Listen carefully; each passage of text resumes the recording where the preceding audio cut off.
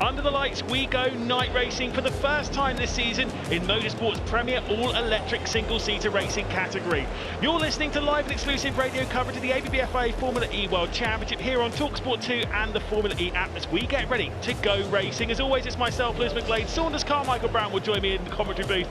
Of course, it's round 4 of season 12 and the 31 laps of the first of our 2026 Jeddah E-Prix. To give you a brief explanation of the circuit, it's 3 kilometres in length here at the Jeddah Corniche circuit, home of the Saudi Arabian Grand Prix. The circuit begins in the same place as Formula 1 with a run down into an open left-right chicane at turns 1 and 2. There's a short run and a left kink at turn 3 into the hairpin of turn 4 as we break away from the front side of the Grand Prix circuit and jump over to the back end. Then there's a run into a left-hander at turn 5, which on the Grand Prix circuit is the infamous and fast turn 22. We follow the Grand Prix circuit along the kinks of turn 6 and 7 to the right as the circuit winds its way along the Red Sea. For Formula E, there's a chicane on this back stretch which goes from left to right and then back right to left. It's extremely tight at turns 8, 9, 10 and 11. Before that, it's a left-hand hairpin at turn 13, which has attack mode on the outside. Drivers must use attack mode only once during this race, using it for a total of 6 minutes. More on that a little bit later on. There's 2 chicanes in the start-finish straight, the first of them going from left to right and then back to left again, and then the final chicane, of course, going from right to left and then back to right. Pit lane is between the 2 final chicanes, and it's an extremely difficult entry into it. It's open, of course, for this race weekend, as it's a pit boost race here, and the first one of the season. Drivers must make 1 mandatory stop during the race. Formula 1 might be in pre-season testing, but we here in Formula E are ready to go racing. Qualifying's already been complete. Let's talk you through the grid order from back to front. On the final row of the grid in 20th and 19th place, it's both the Lola Yamaha App teams. It's Lucas de Grassi and Zane Maloney. Sebastian Buemi's not fared too much better. He's the season 2 champion, will start from 18th position alongside Felipe Drugovich in his 6th race, starting from 17th position. Oliver Rowland, the world champion, starts from 16th. He's had issues in practice. He's been struggling with the car for the last couple of races. Can he work his way up the field? Pepe Marti, the least experienced driver on the grid, will start from 15th position. Joel Eriksson from 14th had 4th place, his personal best finish in the previous round at the Miami E-Prix. He starts alongside championship leader Nick Cassidy, who failed to score points for the first time in 5 races the previous round. He starts from 13th. Dan Tickton from 12th. Nick De Vries will start from 11th position, with Mitch Evans, who's now number 1 on the all-time winners list, courtesy of that victory in Miami. He starts alongside Jake Dennis, who's got the longest current streak of top 10s on anyone on the field. That is at 6 at the moment. John-Eric Byrne starts from 8th position, with Nico Muller starting from 7th. Antonio Felix da Costa will start from 6th for Jaguar TCS Racing alongside Taylor Barnard, who had some great speed around here last year. Norman Nato will start from 4th position, with Pascal Wehrlein in his highest start this season, despite even having a pole position. That's because he had a penalty when he had pole. He is starting his 100th race in Formula E. The front row of the grid is Max Gunther and Edo Mortara, who could become the oldest race winner in Formula E's history if he's able to take victory here, Saunders. I'm not sure that's a stat I'd necessarily love to have myself, but still, Mortara is a very, very experienced driver, and he has the pace, and it's just going to be now the combination of strategy and that pace at the precise moments when it counts, and then patience elsewhere that will win this race. If you've never joined us for Formula E, it's a 31-lap race here in the Jeddah E-Prix circuit, and of course over that race distance, 31 laps, is roughly going to be about 40 minutes. Energy management's crucial. We do see a lot of racing. We see a lot of racing. This is a very fast circuit. It's exciting racing, lots of overtaking potential in various corners of the circuit, but then crucially, the strategy today and tomorrow is where it comes down to that attack mode. Today especially, the attack mode in combination with pit boost. And it is quite a short run. If you've seen the Jeddah circuit in Formula 1, it's the same distance run down into turn 1 as in Formula 1, or I think it might be a bit shorter, but it's a very tight opening section. It can be quite open. There's a bit of openness on the right-hand side as you go through that opening chicane, but realistically for these drivers, they are going to be looking to keep out of trouble in that opening chicane. Yes, especially, with circuits like this, the walls just close in on you very quickly if you find yourself offline. So there's every chance for things like safety car in a circuit like this, but it's always exciting racing here. Few drivers out of position will be keeping an eye on. Ollie Rowland in 16th, he's the world champion. He's had some struggles this weekend. Nick Cassidy, the championship leader, will be starting from 13th. We've got Edo Mortara, we've got Max Gunther, who of course was absolutely fantastic here earlier on in the year last season. There is also a bit of an issue on the grid where I believe it might be Nick de Vries has not been able to pull forward from 11th spot. Effectively what they do, rather than doing a formation up here in Formula E, they start 2 rows back from where they are going to start. So if you're starting from pole position, you're effectively put on the grid in 5th, you do a burnout, and then you end up in pole position. Now, Nick de Vries was originally slated to start from 11th position, so obviously he was in 15th. He has not pulled forward in his Mahindra, so he remains in his position. Obviously, the entire column behind him has also not been able to move, so I believe the start's delayed. Yes, I mean, I think it looks like the problem is that he's not able to engage drive. He can't get the car moving, so therefore they have to kind of either get it into safety. There might be a bit of team radio here, let's listen in. Yeah, I'm not sure if you're hearing that on your end. We're not getting it on our side, but essentially this is now where they get the chance to reset the car, try and do that power mode, that startup again, and get things in position. I guess they wheel it into position for now, or keep it out of the way for now, because they want to get the race started. And if there's a stationary car, the last thing they can have is someone sitting there while other cars are going up to 200 kilometers per hour at the race start. Is something we've actually seen in Formula E a few seasons ago in Berlin. It's not a pretty sight, and they want to do everything they can to avoid that. Yeah, indeed. So obviously the communication trying to go the way from Nick de Vries over to the Mahindra team. He's been pulled into the pit lane. DC and I think we might have been getting a little bit from them there, but either way, we'll see if we can catch up with what's happening inside the teams as the race unfolds. With Nick de Vries then starting from the pit lane, he's been pushed back in, and we are about ready to go. It'll be Edo Mortara then ready to start the race. 31 laps ahead of us at the Jeddah E-Prix. Max Günther, Pascal Wehrlein, Norman Nato, Taylor Barnard, Antonio Felix da Costa, Muller, Verne, Dennis and Evans, the top 10. The 5 lights are illuminated ahead of the drivers, and we are racing at the Jeddah E-Prix. It's been a great start for Pascal Wehrlein, and a big bout of wheel spin coming off from Edo Mortara, who's dropped back from pole position to about 5th on the race into turn 1. Going through the opening corner, it'll be Max Günther who's leading, skipping over the inside. I believe that might have been Pascal Wehrlein's teammate Nico Muller, who was unable to make the opening corner of the race. They work their way now into turn 4, and it is going to be Max Günther continuing to lead from Norman Nato, Taylor Barnard, Nico Muller and Pascal Wehrlein. Terrible start from Mortara. It's a disastrous start for the Mahindra driver. So much promise there. Put himself in the fantastic position where you can win this race from the front at this circuit, but that has gone terribly wrong, Lewis. Yeah, indeed. As they head their way through the chicane on the back stretch at 8, 9, 10 and 11, it goes from left to right and then back from right to left. They enter that single file and then run down into turn 13. There's a car out of the race. It is Zane Maloney for the Lola Yamaha app. So Nick de Vries is in the pit lane and can't get going. Zane Maloney is out of the race. Now, we said that safety cars and stoppages in this race can be possible with the nature of the walls on this circuit. We've got a yellow flag on the track already, but we could be looking at a safety car here if they can't get that car pulled away. Yeah, indeed. He did kind of drop it into one of the marshal posts. Like basically, it's a little escape run, but I don't know if they're going to be able to get that completely out of the way. Electric cars can sometimes be a little bit difficult to get out of the way, so we'll have to drop in on that and see if Zane Maloney has been rescued by the marshal. There is a battle for third position between Taylor Barnard and Pascal Wehrlein. Wehrlein's got to the inside, the season 10 champion. Here's Zane Maloney on the radio, maybe? Yeah, front wheel broken. Yeah. Okay, so there we go. Front wheel broken. Attention everyone, this is race control speaking. We go full course yellow in 3, 2, 1. Full course yellow, please. And that there is Marek Hanaszewski. He is our race director. So full course yellow effectively is similar to, but not exactly the same as a virtual safety car in Formula 1. It's a better system because you actually do one consistent speed around the circuit. Yeah, it keeps things very much in check, and this now does play into the overall strategy of all teams now, because effectively there is a rule in Formula E that time spent under stoppage, be it full course yellow or safety car, past a certain amount is then added on to the end of the race with added laps. Now it has to get past a threshold for that to happen.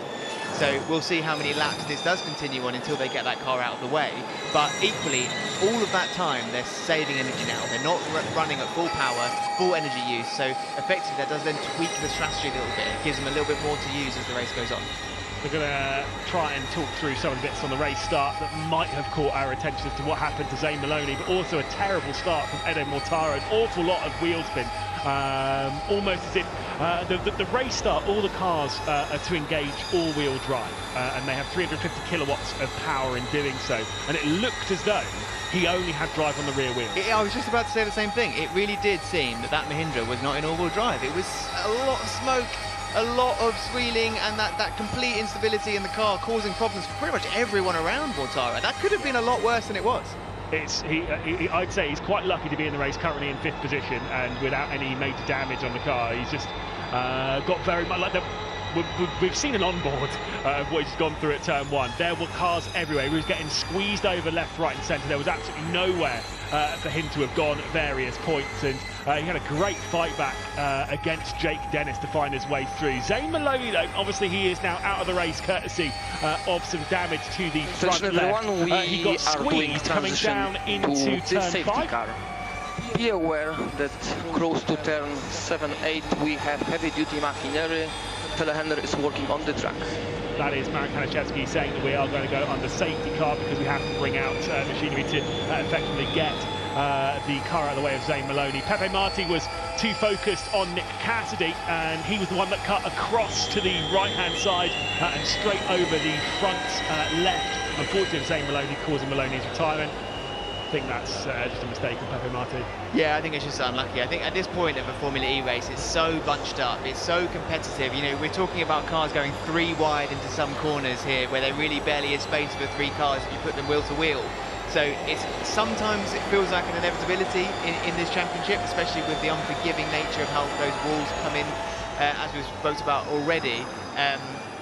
Yeah, I mean, it's just unlucky. Also, he's a rookie in this championship. Every one of these circuits can be new for him. He's sort of understanding it. He's getting his speed up.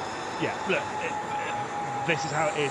It's a brutal championship to race, and it's so extremely complicated and all the things you have to juggle. Here's Max Günther juggling quite a lot at the front. Yeah, let's see how this full course yellow progresses. I'll let you know. Yeah, because obviously we have both cars in front. Just thinking that. Yeah. Okay, now he's almost certainly, when they're talking about that, seeing how these things progress, seeing how long we're under safety car for, almost certainly is in communication with the team, talking about the 2 things that we have in this race. We have attack mode, which they have to use once, and they also have to come into the pit lane. What's all that about? Well, the attack mode is the really interesting one, because in this race in particular, where we have pit boost, and we'll talk about what pit boost is in just a second, we usually have 2 uses of attack mode, or activations of attack mode, per race in Formula E. But now, as of this season, when a pit boost race, like today, there's only 1 use of attack mode. That's 1 use of attack mode, 50 additional kilowatt of power for 6 minutes in one go. It's not so much use 3 minutes here, use 3 minutes there. That strategy was very decisive in Miami the last time out, effectively choosing which allocation you use for which attack mode was what won Mitch Evans the race. However, with 1 attack mode use here, it really is going to crucially come down to how it's used in combination with pit boost. Pit boost being effectively a pit stop which allows you to get added energy into the battery. You get about 10% in roughly 30 seconds. Everybody has to do it, and it's done at a ridiculous speed of 600 kilowatts. Now, to put that into context for anyone that has an electric car on the road at home, you're likely getting a maximum of 300 kilowatt at the fastest charger you can find anywhere. So double that, that's the speed of energy they're putting into these cars during the pit boost stop. Yeah, and it's done with insane accuracy in the middle of a highly intense race. It is extremely impressive. I mean, it's such a great innovation last year, and it's created quite an interesting race, and I think it's going to do here as well. Well, yeah, just to kind of double down on what's interesting about this season with the combination of attack mode is you really can use the 2 together to make the perfect strategy. That attack mode is giving you extra power, so do you use that extra power and therefore extra traction, therefore extra speed to build a gap and then get yourself into the pit boost window when it's there and do kind of like an undercut sort of situation? Or do you do the opposite and do an overcut and use the attack mode to build up positions later when you're trying to build up positions you've lost? So it really is that combination that will win this race today. Absolutely. Well, the race is about to get back going. We'll complete 3 laps and we'll have 28 left to go at the line.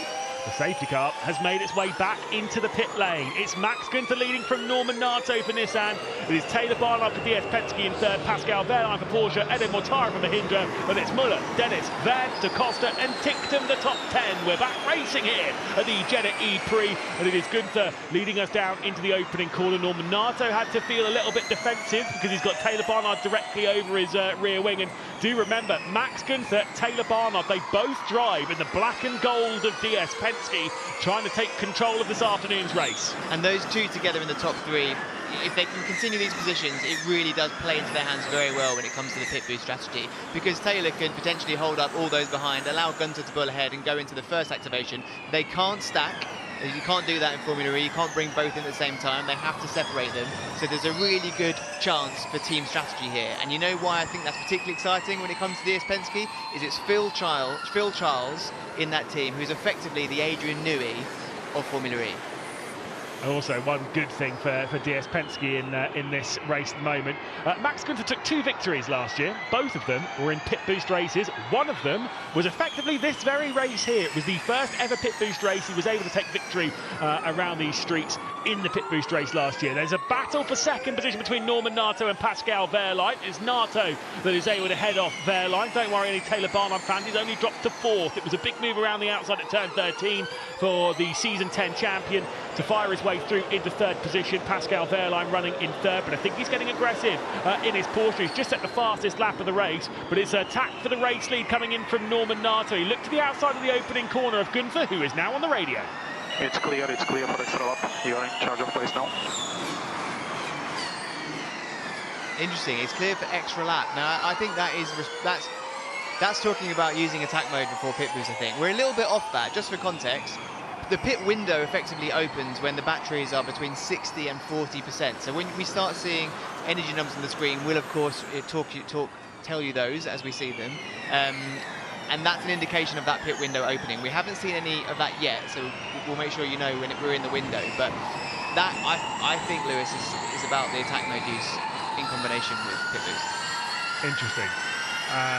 Obviously the teams have to run such an incredibly complicated bunch of numbers behind the scenes to try and make these races unfold, and what ends up happening through them is things stay pretty close for a fair while and then start to string out, especially post pit boost, or post the time they come into the pit lane and get their pit boost sorted and do their attack modes. That's when things start to really separate. Right now things are pretty close.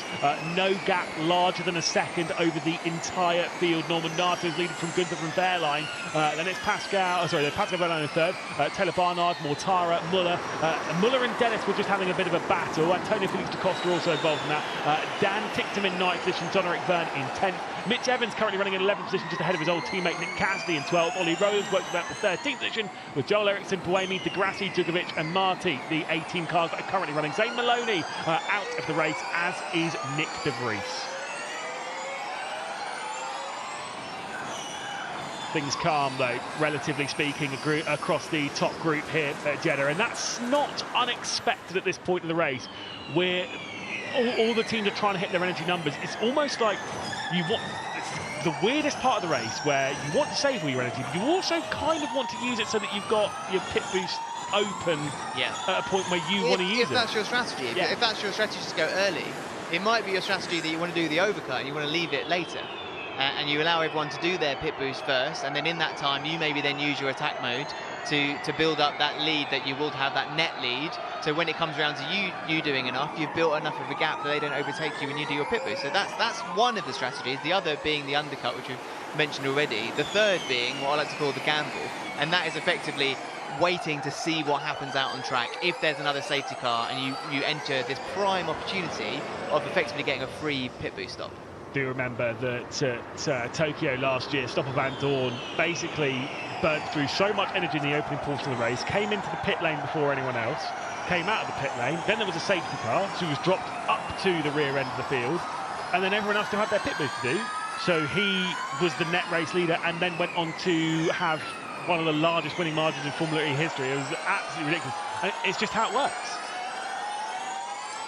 At the moment, though, we are getting some energy numbers in. At the moment, our race leader, 82% still left to go after 6 laps complete, 25 left to go. What that means is we're about 20% away from chances of entering pit lane. So realistically, we're talking about 6 laps time from where we currently are. 5 or 6 laps, and we'll start talking about drivers maybe thinking about entering pit lane.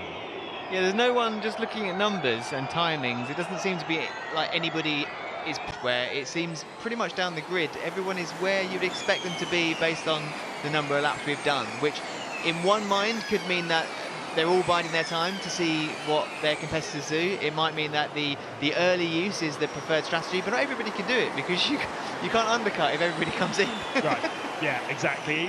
It's one of those ones where when strategy is involved, doing this, unless you're the front runner, doing the same thing as everyone else almost guarantees you not winning the race.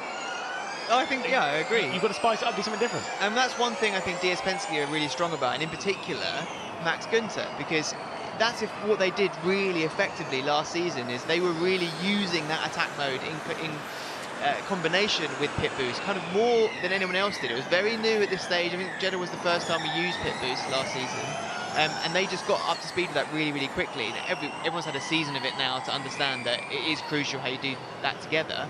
But what's different is this is the first time we've only had that one use of attack mode. Yeah. So you don't get that get out of jail free card later in the race to make up any positions you've lost. And it's a big use as well, 6 minutes of attack mode. So you've kind of got to play your strategy. If you're using the attack mode before you come into the pit lane, try to pull away from everyone and then come in.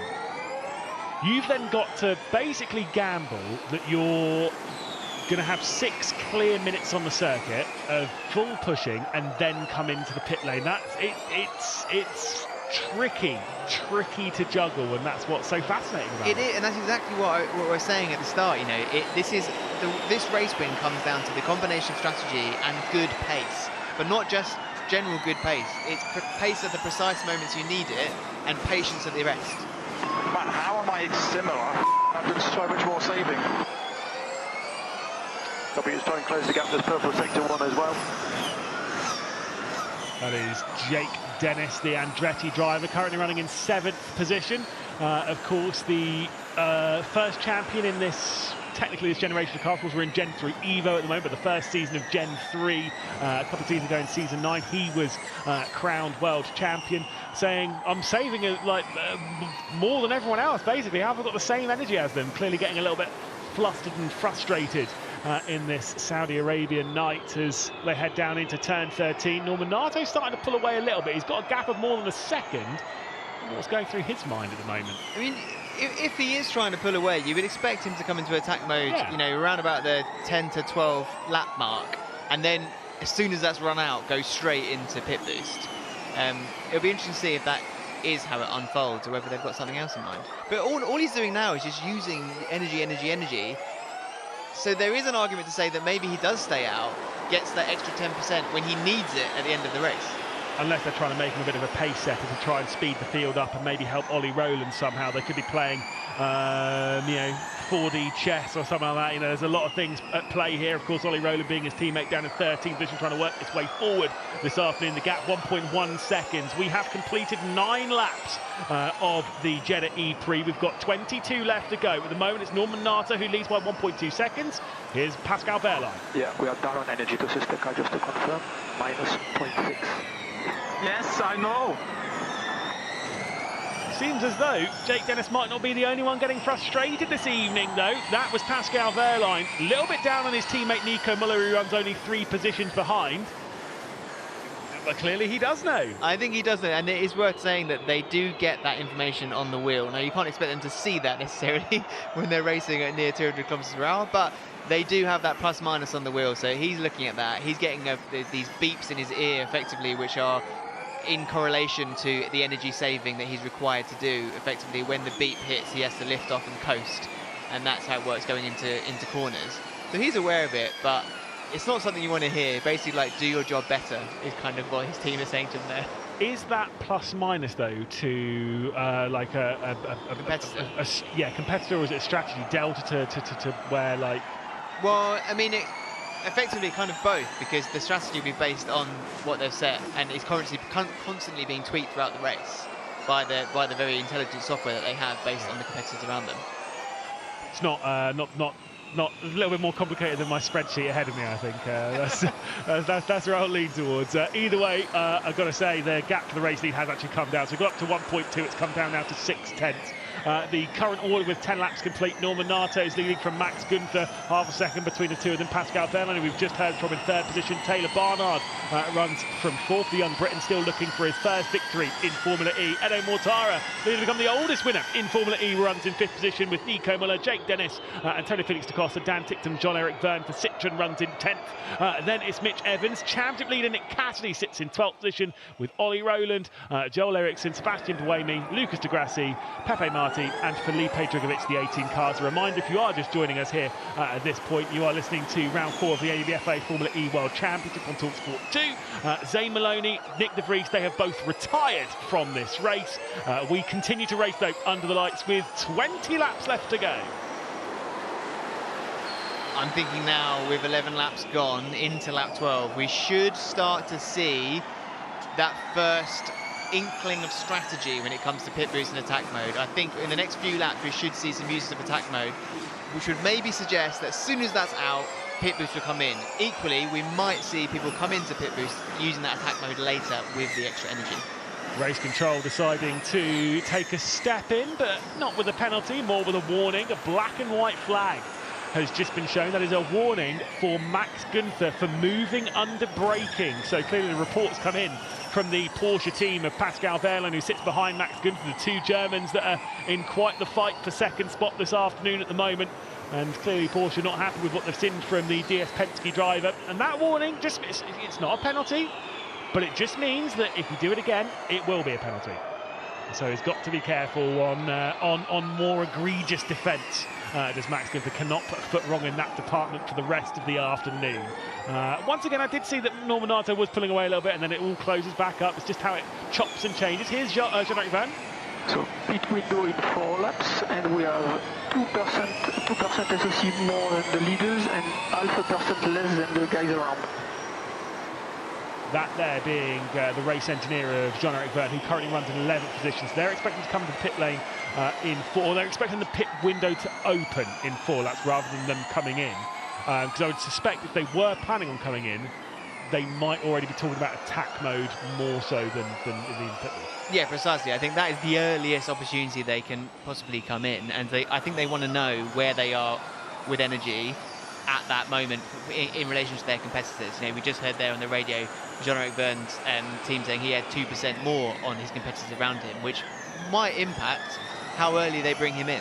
Do they want to use that 2% to push a bit more and come in later and try and do a bit of an overcut situation, or they might want to save that for the end?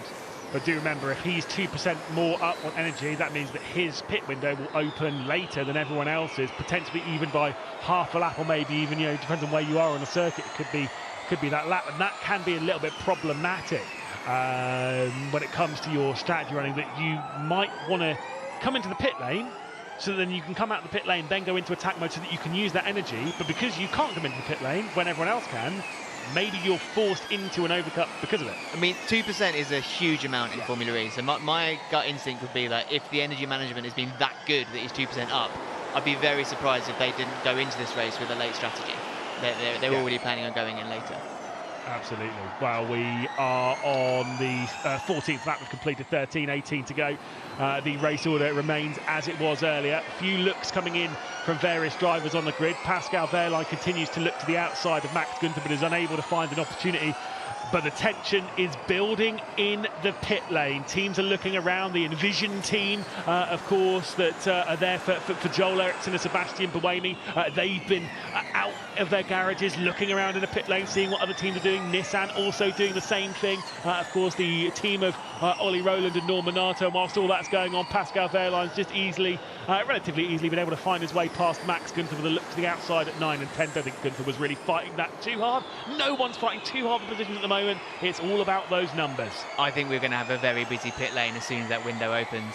I'm thinking now that it's going to be attack mode post pit boost, that especially the leaders might go for. Or we might see a surprise. We might see someone like maybe Norman Nato in the Nissan come into pit boost and the others suddenly look like they've changed their strategy and then go into attack mode. This might be a little bit of what would you call it? Kind of pulling the wool over other competitors' eyes going on a bit here. I'm here for it, Lewis. I love this. A lot of dummies being played there in the pit lane. I'm very curious how it's going to unfold. Obviously, the fact that we are nearly halfway through this race, the pit window opens when they're below 60%, so no one is able to come into the pit lane yet. It means that everyone's doing really well on energy, as you'd expect. When they come into the pit lane, they get an extra 10% back of their energy, so they'd be up to 68% probably by the time they come out of pit lane, and that means they'll have to do less than half the race on about 70% of energy. This is going to be a big push race post pit stop. There's not going to be much saving coming on from that point. Absolutely, the lap times will just come down and down and down, but then equally. This was cool. Yeah, nice job, nice job. We have 0.8 as just the carbon chop as well with the energy. I'm trying to think what Pascal Wehrlein was referring to. An overtake, I think he made on Gunther. You're right, yeah. Yeah, and he's just done another one as well. He's gone into the race lead, but around and into attack mode comes Max Gunther. So Gunther's the first one to come into the attack mode, but the pit lane is now open for a large majority of our field. Gunther runs in 6th position, and he has the 6 minutes of his attack mode. He looks to the outside of Nico Müller, who defends down into the final chicane, and Gunther is unable to find his way through. Fun fact about Max Gunther, the last 4 races where he's led one lap, at least one lap, he has won.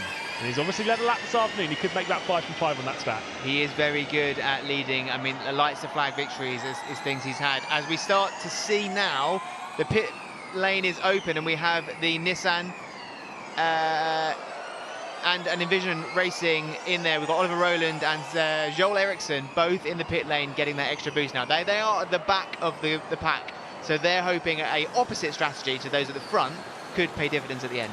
First pit stops of the 12th season of the ABBFA Formula E World Championship, the first pit stops of 2026. That goes the way of Joel Eriksson and Ollie Rowland. I think Eriksson might have been a little bit deep in his box. I don't know how stringent they are on that in the pit lane here in Formula E, but either way, Joel Eriksson has now been given the good to go, as has Ollie Rowland. They must be stationary in the pit lane for 30 seconds. That is a mandatory requirement, so you can't do super speedy pit stops, somehow plug the car in fast or whatever, it doesn't matter. It's 30 seconds. We're talking about immense amount of energy being transferred from a cable into a car. You know, there has to be a level of safety around it. So it's a good rule they have, and we do now have another car in the pit lane. It looks like it's Taylor Barnard coming to get that pit boost for DS Penske. Obviously his teammate is in attack the pit mode, lane's so alive now. Yeah, exactly. It wouldn't be Max Gunther who's going to remain out on the circuit at least for another 4 minutes, but yes, you're absolutely right. Few cars into the pit lane, so the race order is going to get a little bit mental for a few minutes, so bear with us. But Taylor Barnard into the pit lane, Jake Dennis into the pit lane, Da Costa, Ticktum, Verne, pit lane, Ollie Rowland and Joel Eriksson. The race leader is Pascal Wehrlein by 1.5 seconds. He's using now to try and pull away from Norman Nato, who's got an attack coming in from Max Gunther, who's already gone through. Gunther, though, is in attack when he's gone a little bit too deep into 9 and 10, but wrestles it back to the apex of turn 10 and then flicks it through at 10 and 11, rather. I know my corner numbers, but Gunther has 3 minutes and 30 seconds to catch up to our race leader, maybe find his way through and try and pull our way. I mean, I don't think it's actually looking that great for him at the moment, I'm not going to lie. Well, I was actually going to say the contrary, because really? I think the fact he's got the fastest lap currently, he's doing exactly what he needs to do in attack mode, which is push, push, push, push. But if he can not be held up by Pascal Wehrlein too much and keep the pace that he's currently showing, just put a quickest second sector in as well, that is how this strategy comes alive. But it now just comes down to whether he can keep out of the rear wing of Pascal Wehrlein or even make a move without losing too much time. Extremely tight on the exit of the pit lane between Dan Ticktum for Kiro, who came out side by side with Ollie Rowland, the world champion, but it was Dan Ticktum who's come out ahead on that occasion and remains in 14th spot. The only reason why I say I'm not so convinced by it is Gunther is half a second behind Pascal Wehrlein. He's used 3.5 minutes of his attack mode to get to that point. A point which he was before attack mode, so it's taken him 3.5 minutes to get to where he was. Now, if Pascal Wehrlein was, for example, to come into attack mode now, he'd drop in directly behind Gunther and then would have 3.5 minutes to basically build that gap back out again. That's why I'm not 100% convinced by it. But I see what you mean. It's certainly not bad. I just don't think he's making the most of it. I see what you mean. Well, I guess Wehrlein and Gunther are in the same position when it comes to pit boost. So really, we're looking at the long game towards the end of the race. What does that mean for the pace with Gunther and the undercut with those around him? I guess you're sort of playing the you're playing the game against a larger field rather than an individual driver, because who knows where we'll be at the end of the race. I'm into the systems a lot, not only on traction but as well on braking, the same kind of acceleration like in pre-practice. So clearly some bugs in the system, it seems, for Max Günther, who's caught up to Pascal Wehrlein, got past Pascal Wehrlein, and Pascal Wehrlein has come into the pit lane. Also into attack mode, by the way, those further down the order that have already pitted: Jake Dennis, Antonio Felix da Costa, Dan Ticktum in 12th, 13th and 14th position. They've already pitted. They are effectively 2nd, 3rd and 4th of those who have completed the pit stop. They are currently in attack mode, trying to close down to Taylor Barnard, who's the lead driver at present, who has completed his pit stop, and Jake Dennis will now take the lead of that battle. So Dennis up to 11th position ahead of Taylor Barnard, who now comes into attack mode himself. Pascal Wehrlein currently in the pit lane. We'll update with where he comes out. But clearly some issues for Günther and the DS Penske team.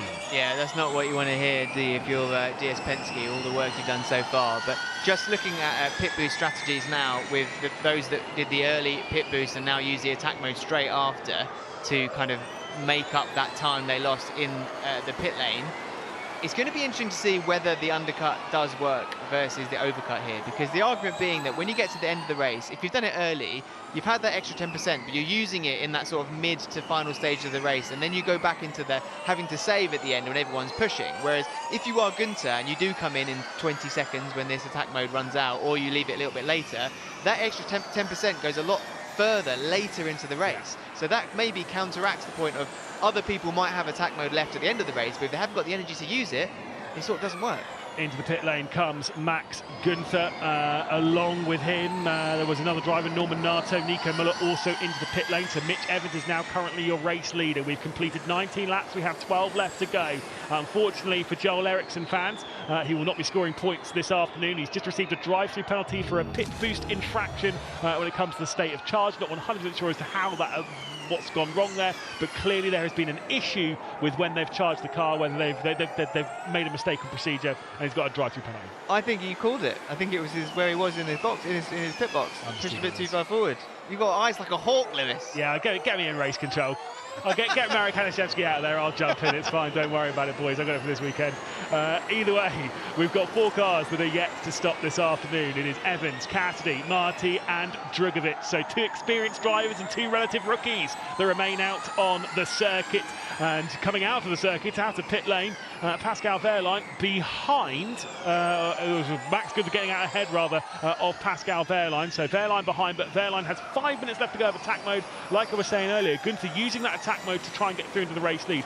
Wehrlein is directly behind him, is the lead of the pit boost group, and has 5 minutes to get ahead and pull away. Yeah, I think you actually called that very well before. This maybe Günther didn't push as well as he could have with that attack mode, or maybe he expected Wehrlein to be saving a bit more and that he'll be able to close the gap up a lot quicker than he did.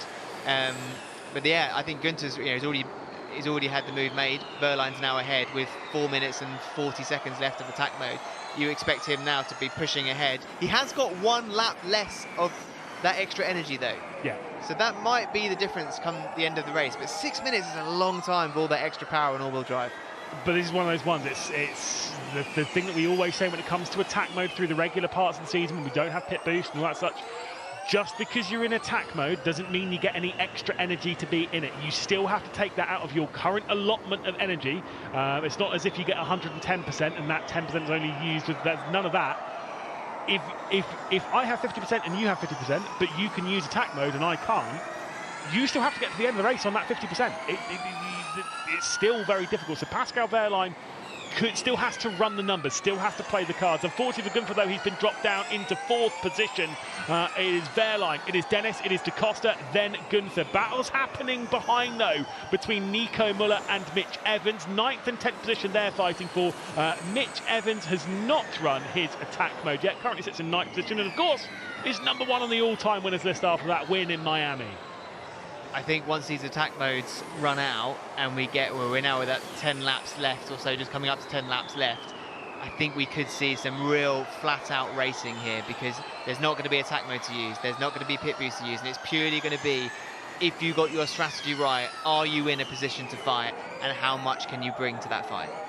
Jake Dennis currently sitting in second position with Antonio Felix da Costa behind. Da Costa, though, has been given a black and white flag for contact with Jake Dennis, so that would have been in their battle and pursuit for second position this afternoon.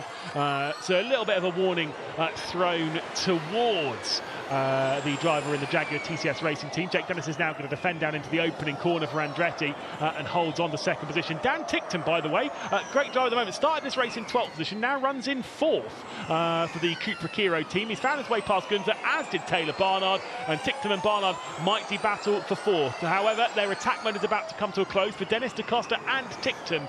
The 3 of those now have their time run out. They sit in 2nd, 3rd and 4th. Taylor Barnard behind has about 70 seconds more of attack mode. He's sat in 5th position, could be running in 2nd at the end of the next lap if he's able to use his attack mode wisely. It's worth noting as well that this circuit, although we haven't seen as much of it in this race so far with this kind of chessboard-like strategy you've seen when it comes to the pit boost and stuff so far, this is a circuit that you can make up a lot of positions on. Eduardo Mortara made about 15 positions here last season. So I'm now looking to the people that we know are very capable of doing that, great racecraft. I'm looking at the likes of Nick Cassidy, who still has not used the attack mode, and he's going to be saving that 6 minutes to a point where he now has a little bit more energy because he left it so late for the pit boost. Yeah. This could be a very interesting combination. Let's see if the teams that have opted for that know something that we don't. Well, I mean, the highest placed driver who has not used their attack mode yet, it's Edo Mortara. Maybe he will do it today. Maybe he will become the oldest ever winner in Formula E, overtaking the record that Lucas Di Grassi currently holds at the age of 37 when he took that victory in the London E-Prix back in season 8. Of course, at the moment, Edo Mortara is 39 years old and is certainly not driving like a 39-year-old. Actually ragging that car around the circuit earlier on this afternoon when he took pole position. At the moment, though, any chance of victory might be slipping through the fingers of the 17 drivers that sit behind Pascal Wehrlein. He leads by 5 seconds at the moment, does Wehrlein, with 9 laps left to go. It's Wehrlein, Dennis Da Costa, Taylor Barnard, who's involved in that fight now, but has run out of his attack mode. Then it is Dan Tickton in 5th, Gunther, Nato, Mortara, Evans, Muller, the top 10. Here's Tickton. It's the 2nd lap, I've checked it. Confirm FPK button for full light on. Yes. Good mate. Oh, God. Confirm the average. 185. Lot of codes. How are they not slowing that? I think that feels like there's a bit of an anomaly in their reading of the data, which has suggested that they aren't where they thought they were. Yeah. Which isn't good news. Before. It has, yeah. It's one of the very hard to read complexities of Formula E and why it's so different to any other championship. I think the biggest one that I can remember of that was Ollie Rowland, Massano, season 10, where I think they've miscalculated by a lap. Oh, they've done it before as well in Mexico. Mexico, both the Nissans previously. Sebastian Buemi and Oliver Rowland both did it. Didn't leave himself enough energy to play with. Yeah, from the race lead though, just running out of energy. Absolutely, I have distinct memories of that running in season 10. It was an excellent season, as was last season. All these seasons in Formula E do tend to build to quite the crescendo. The race, however, for victory might not be building to that kind of crescendo, with a 6.9 second lead for Pascal Wehrlein. A safety car, though, at any point, really throw the cat amongst the pigeons. That would absolutely change the game. You'd be thinking at this point, all of those, and we're looking for Norman Nato radio. On target. Okay, perfect.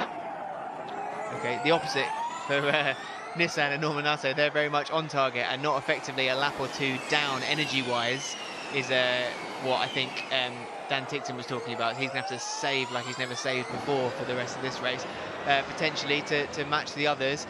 But just looking at P8 kind of downwards, all those that still have attack mode left remaining, it'll be interesting to see how late they leave that, because if they have the energy to use it, a very, very late activation of that could be the only way they can make up a decent number of positions. Side by side for 4th position as Norman Nato trying to use the final seconds of attack mode to get past Taylor Barnard. Can't do it, has to settle for 5th position. Taylor Barnard will remain in 4th, but Dan Tickton's keeping company. But who's waiting in the wings? Who's joining the fight? Edo Mortara, 5 minutes left to go of attack mode, sits in 7th position, and he has, over the next 2 seconds ahead of him, 5 cars to overtake. He's got Dennis, Da Costa, Taylor Barnard, Norman Arthur and Dan Ticktum. He's got 5 cars that he could overtake in the next 5 minutes. He's going to pick one off straight away. Dan Ticktum, he gets to the outside in the run down into turn 13, which is the final corner of the Grand Prix circuit. An attack for second position in the race coming in from Antonio Felix Da Costa, which does not work. Jake Dennis remains in second. The fight, second position, Dennis. Third position, Da Costa. Fourth position, Barnard. Fifth position, Nato. And then sixth position, Mortara. Although I will say that those two have switched ground. Edo Mortara now runs in fifth position in the 2026 Jeddah E-Prix. He currently sits 1% up on Taylor Barnard in front as well, with 4 minutes and 20 seconds left of attack mode. This should be nice, easy move. Yes, Eduardo Mortara moves up on Taylor Barnard. Next in his firing line is Antonio Felix Da Costa, of which that gap is closing rapidly in that extra power of attack mode. Let's see how long it takes him to make that move. Getting up into a podium position. There's Dan Ticktum radio. My eyes are hot on the core of the sun. Dan Ticktum. He knows how to say it, doesn't he, on Team Radio? He's not mincing his words, is he? He's saying it as it is. I'm not sure the team wants to hear it as it is, but clearly Partridge-esque, that, isn't it? Yeah. It's a good job we're racing at night time, because if it was during the day like practice and qualifying was, then I think he might be having some even more complaints. Pascal Wehrlein leads by 8 seconds. His last victory was the 2025 Miami E-Prix. That was 10 months ago. Absolutely wild that he's not won since, but looks to be trying to eye up another victory in Formula E. They are catching a little bit, but not by much, as Edo Mortara will now head into second position. He finds his way past Jake Dennis, and the Mahindra car that started this race from pole position now runs with a catching sight 7.5 seconds. He has done exceptionally well to counteract that bad start, and he's showing the pace that he's had in qualifying as well, just being on rails around this circuit, lap after lap, making up a lot of positions now, putting himself into second position behind Pascal Wehrlein. He's still got just under 3 minutes left of his attack mode. He's just looking very good. Dennis P2 is 7.9 seconds. Mortara 8.5 in P4. Obviously giving the important information there to Pascal Wehrlein. That was Wehrlein's race engineer. That number will shrink. The gap for the race lead will come down from 8 seconds. It's already down to 6.9 at the moment, as Edo Mortara still has 2 minutes and 20 seconds left to go of attack mode. Unlikely he'll be able to close it all the way down. But then 2 minutes and 20 seconds, it's not far off 2 laps. And the idea of going 2 to 3 seconds a lap faster in attack mode is immediately out of the question. And they're running pretty similar on energy. So there's a lot to deal with here with Edo Mortara, but either way, there's a bit of contact there for third position between Antonio Felix Da Costa and Jake Dennis. There's already been a warning go the way of Antonio Felix Da Costa. The bump of wheels coming down into turn 13. Mitch Evans is in attack mode, looking at the outside of Jake Dennis, and will find his way through going into the penultimate chicane. That was absolutely fantastic from Mitch Evans to find his way through. Jaguar TCS Racing running in third and fourth at the moment, but wow, that was a dicey move. Also in the middle of all this is Nico Muller, who's in attack mode. It's all kicking off here in Jeddah. Mitch Evans certainly got his mojo back after that win in Miami. That's the sort of move that we know and love from the Kiwi driver. He now sits just behind his teammate Antonio Felix Da Costa, but he's used that attack mode to make up the position. Next, he's now into a podium position, P3 behind Mortara, but there's about 3 seconds in between the two, but he has over a minute of attack mode left, in addition to the 1 minute that Mortara has. Yeah, Cassidy making the move as well. He gets past Dan Ticktum. Unfortunately, has dropped down now into 11th spot. Cassidy runs in 10th. We still have 4 laps left to go, 3 at the line. We'll get an update from race control if there's any added laps to be thrown on to this Jeddah E-Prix. But at the moment, it is Pascal Wehrlein leading from Edo Mortara, but things are starting to heat up a little bit here. It's Mortara, then Evans in third position with 2 minutes left to go of attack mode. Antonio Felix Da Costa, Nico Muller with 2 minutes left to go of attack mode as well, who sits in 5th. Then it's Dennis, Vern, Barnard, Nato and Cassidy, the top 10 at present. Cassidy's looking to the outside of Norman Nato and goes for the switchback, and he'll find his way through into 9th position before the penultimate chicane. Evans has got his work cut out for him now, because he's running around about 1% down on energy to Eduardo Mortara ahead. So yes, he does have a minute and 20 seconds more of attack mode to use, but just like you said earlier, Lewis, he doesn't have the energy to use that extra power and grip. And also one thing from race control, they've added 1 lap back onto the race, so it will be 4 laps left to go at this point of the Jeddah E-Prix, the opening one of the weekend. We will be racing tomorrow as well. And another, I'm sure, barnstorming race around here. Is Cassidy on the radio? You cannot be serious. Sakes. Okay, refocus, you're good on energy, and only Evans and Muller. You are fighting with Evans and Muller. Keep his slipstream with Jeff to go back to the gap. Nick Cassidy not happy. Have heard a few moments of Nick Cassidy being unhappy on the radio when he was at Jaguar TCS Racing, and obviously he's already had a victory this season for Citroën back in the Mexico City E-Prix. Runs in 7th spot, but clearly not happy about something on his march through the field. He's got about a second and a half before he's back onto the rear end of Jean-Eric Verne. It does seem as though he'll close down with his teammate, and they've already kind of discussed what would happen in that scenario between the teammates. I think that team radio might be alluding to the fact that they didn't expect the one extra lap coming in. I think now he needs to get in that slipstream. Oh, really? He needs to save energy. I think they've maybe under-predicted the energy used for the rest of the race. Cassidy was in a good position. He was making a lot of positions up from about 13th or so up to now 7th. But now he needs to save a bit, I think. That's the message. That would be a little bit awkward, yes, for the team. I mean, look, it's the same game for everyone. If you're out of pocket when it comes to percentage, you know someone else will be as well. So I'm sure we've not finished our session of drama this evening. 3.7 seconds left to go for the race lead. 3 laps left to go in this race. So the gap has come down quite a lot. However, Eden Mortara is no longer in attack mode. The highest placed drivers in attack mode. The Citroën of Cassidy is onto the rear end of his teammate Jean-Eric Verne. He's got Sebastian Buemi not too far behind. Cassidy will find his way past Jean-Eric Verne and up into 6th spot. But of course, the 2 Citroën drivers there between Cassidy and Verne. I'm sure that one was already spoken about, communicated, and Verne didn't exactly fight it. He's done very well there. And if this was going to happen to any driver on the grid, you would probably want it to happen to Cassidy, because he's a bit of an energy-saving master, and any chance he can in the slipstream, he will save all that deficit and keep moving up. He's around about 1% lower than Antonio Felix Costa ahead of him, so he does have a deficit, and 1% lower than Sebastian Buemi behind him. But if it can happen to anyone, you want it to happen to him. Yeah, absolutely. We've got 2 laps left to go of the Jeddah E-Prix. Pascal Wehrlein's just crossed the line to start the penultimate lap of proceedings. We're getting some large gaps in the field, but the gap for third is pretty close. Evans, Muller and Da Costa. Of course, Nico Muller, he had a podium back in Miami. He's looking for back-to-back podiums here in Formula E, and he sits right on the rear end of Mitch Evans, who he knows he's got 1% more, but Da Costa's also in there. He's got Jaguar TCS Racing either side of him. It's not going to be an easy fight for Nico Muller, the Porsche man. Mortara 1% up, just short of 1% up on Pascal Wehrlein. Is that going to be the difference for the end of the race? There's 3 seconds between them with barely 2 laps to go. This is going to be very tight. There's going to be a lot of very tight fights on this field. Even further down, Pepe Marte, Felipe Drugovich and Ollie Rowland, 17th spot, 2nd race in a row where things have not gone the way of the world champion. And he sits in 17th spot, unfortunately, for the Nissan team. Struggled a little bit in qualifying, struggled a little bit in practice as well. He had a crash in practice. Pepe Marte's behind Lucas de Grassi, who's got damage to the rear end.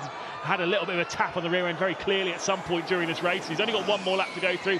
All those battles are well outside of the points, though, unfortunately down to 14th, 15th, 16th and 17th. And of course, the points are only for the top 10 runners. You get 3 bonus points for pole position and a bonus point if you set the fastest lap and you're within the top 10. Final lap of the race, though. Pascal Wehrlein very much in control here. Here's Verne on the radio. Man, the beep is man, it's telling me to lift in the middle of the straight. Man.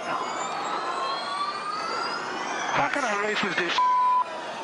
The beep is beep. He's leading to what we were discussing earlier, that beep being telling them when to lift, to save energy, to coast, to get that energy back into the battery under braking, and it's telling him to do it a lot earlier, and that's frustrating. You know, imagine being at full speed on a straight and it's telling you to lift. You think, well, I've got to follow the target, but it's clearly wrong. It must be very frustrating for Jean-Eric Verne.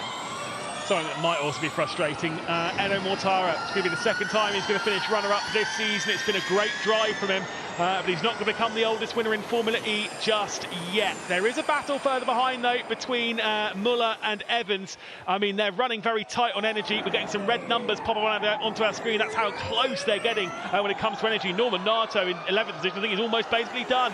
Into the final complex of corners, though. Pascal Wehrlein has been a brilliant job this afternoon, not just on the driving, but on the strategy as well. It's been 10 months between victories, but Pascal Wehrlein will cross the line to win here in Jeddah and fire his way up into the championship lead. It's Wehrlein's day here, ahead of Mortara, and Mitch Evans just hangs on to the podium. That's a big win for Porsche and Pascal Wehrlein. They've had the pace and the performance in qualifying, and that one lap pace has been there this season, but they hadn't managed to convert it into a race win. Kudos to the outfit from Germany. That's a very good executed strategy to get that race win.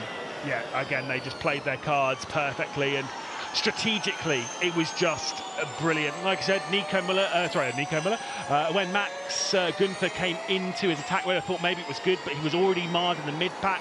Porsche were a little bit more patient when it came to that, and patience some of this, it sometimes works out. Here's Wehrlein. This was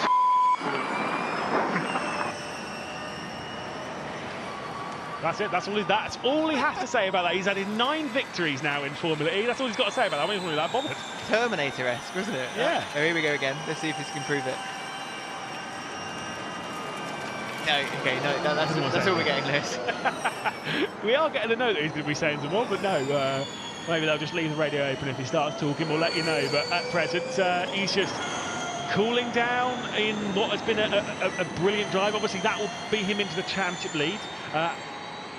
Obviously, we're very early in the season. We're race 4 of 17 this season, the longest season we've ever had in Formula E. But he would be one driver coming into the season that we'd all be looking at being like, yeah, he's a firm favourite to be in contention at least. Yeah, of course. He's always quick, always good performance, a former champion. You know, Porsche really know what they're doing. They're a very strong manufacturer in this championship.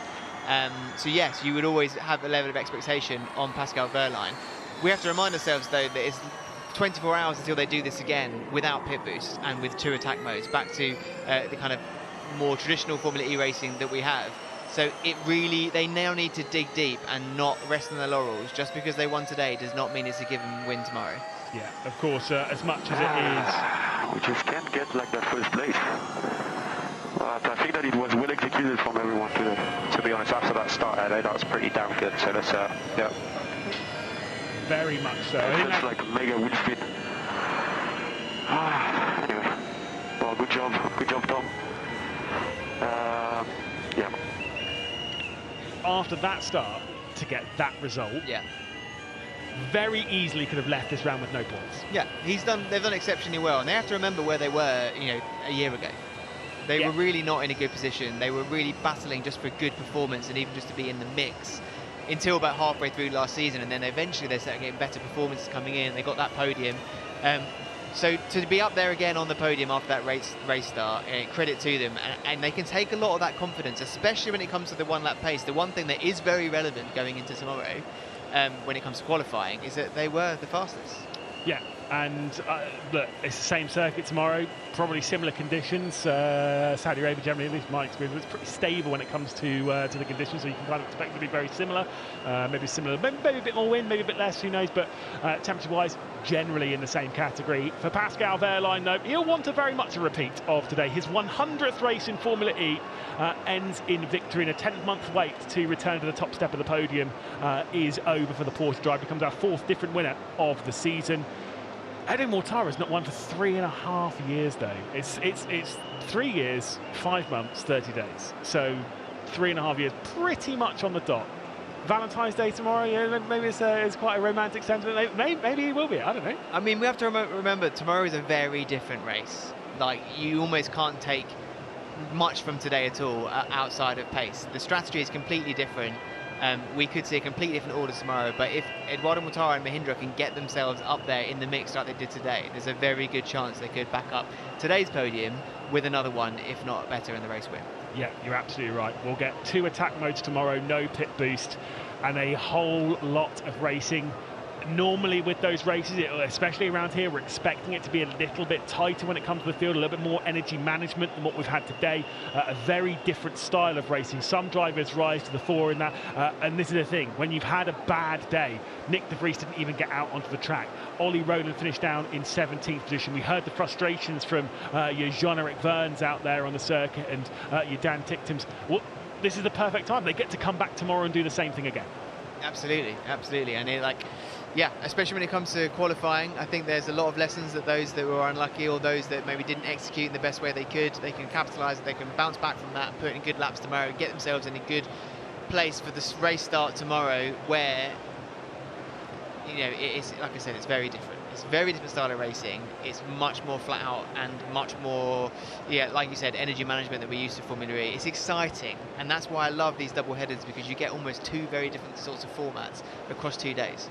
Well, you have to join us tomorrow at the same time. 5 o'clock here in the UK, of course, on talkSPORT 2 and on the Formula E app. From myself, Lewis McGlade, from Saunders Carmichael Brown, it's been a great Jeddah E-Prix here, the opening one of the weekend. We'll see you again tomorrow. Porsche are our team's championship leaders. Pascal Wehrlein is our championship leader after taking an excellent victory here in the opening Jeddah E-Prix.